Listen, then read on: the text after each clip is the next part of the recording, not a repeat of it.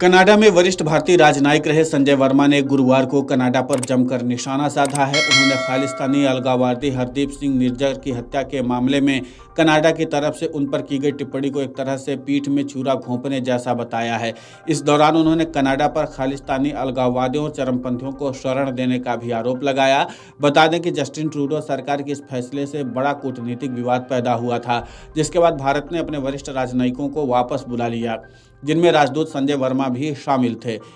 उन्होंने एक एजेंसी को दिए गए साक्षात्कार में कनाडा के इस चौंकाने वाले कदम को द्विपक्षीय संबंधों के प्रति सबसे गैर पेशेवर दृष्टिकोण बताया। उन्होंने कहा, यह बहुत बुरा हुआ। उन्होंने आगे कहा, खालिस्तानी आतंकवादियों चरमपंथियों को कनाडा की उदार कानूनी प्रणाली के कारण कनाडा में शरण मिली है। कनाडा में खालिस्तानी मानव तस्करी, बंदूक चलाने और जबरन वसूली में भी शामिल हैं। उन्होंने कहा, कनाडा में सिखों में से केवल मुट्ठी भर लगभग 10,000 लोग खालिस्तानी कट्टरपंथी हैं, जो खालिस्तान को एक व्यवसाय बना रहे हैं। इस दौरान संजय वर्मा ने बताया कि कैसे उन्हें कनाडा सरकार ने बुलाया और अपनी राजनयिक प्रतिरक्षा को त्यागने के लिए कहा। मैं टोरंटो की यात्रा पर था, मैं हवाई अड्डे पर बैठा था और मुझे कनाडा में वैश्विक मामलों के एक वार्ता का, जो कनाडा के विदेश मंत्रालय से हैं, शाम को विदेश मंत्रालय आने का संदेश मिला। हालांकि तब मैं उपलब्ध नहीं था। मैं 12 अक्टूबर को वापस उड़ान भरने वाला था। 13 अक्टूबर को वे सुबह मुझसे मिलने के लिए सहमत हुए। इसके बाद मैं और मेरे उप उच्चायुक्त के बीच बातचीत के बाद उन्होंने मुझे बताया कि मैं 5 अन्य राजनयिकों और अधिकारियों के साथ निज्जर की हत्या की जाँच में रुचि का व्यक्ति हूँ और इसलिए मेरे राजनयिक प्रतिरक्षा के साथ साथ मेरे सहयोगियों को राजनयिक प्रतिरक्षा को त्यागने का अनुरोध किया गया था, ताकि हमसे RCMP की तरफ से पूछताछ की जा सके, जो रॉयल कैनेडियन माउंटेड पुलिस है, जो वहाँ की जांच एजेंसी भी है। इसे मैंने एक संदेश के रूप में लिया।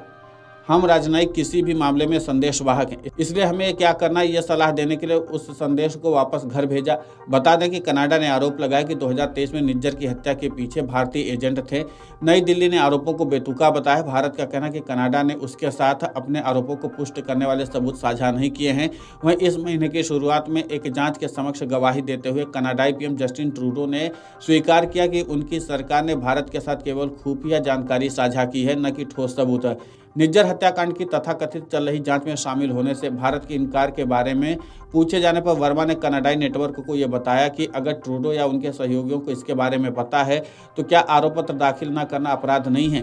क्या न्यायिक प्रक्रिया का पालन न करना अपराध नहीं है? वे किस आधार पर मुझसे सवाल करना चाहते हैं? अगर उदाहरण के लिए आप एक प्रतिवादी हैं, जो कि मैं नहीं हूं, तो आपके साथ साक्ष्य साझा किए जाएंगे और ऐसा तब भी होता है जब आप किसी छोटे अपराध के लिए पकड़े जाते हैं। यदि पूछताछ के लिए मैं जा रहा हूं, तो मुझे ये जानना होगा कि मुझसे किस लिए पूछताछ की जा रही है। मुझे ये जानने की ज़रूरत है कि आपके पास क्या सबूत है। इससे मैं तैयार होकर जाता हूं।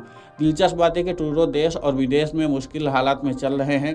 उनकी अपनी पार्टी के कई नेता और कई सांसद सदस्य सार्वजनिक रूप से उनके नेतृत्व पर असंतोष व्यक्त करने से आगे बढ़ने और आने वाले समय में आधिकारिक तौर पर उनके इस्तीफे की मांग करने के लिए तैयारी कर रहे हैं।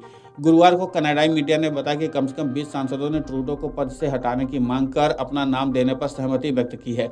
ऐसा प्रतीत होता है कि यह कदम ट्रूडो को पद से हटाने के लिए जल्द ही एक गंभीर प्रयास में बदल रहा है।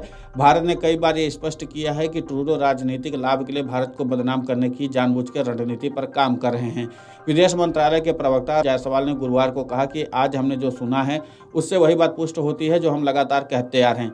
कनाडा ने भारत और भारतीय राजनयिकों के खिलाफ लगाए गए गंभीर आरोपों के समर्थन में कोई भी सबूत पेश नहीं किया है। इस लापरवाह व्यवहार के कारण भारत कनाडा संबंधों को जो नुकसान हुआ है, उसकी जिम्मेदारी अकेले प्रधानमंत्री ट्रूडो की है। Video desk amarujala.com।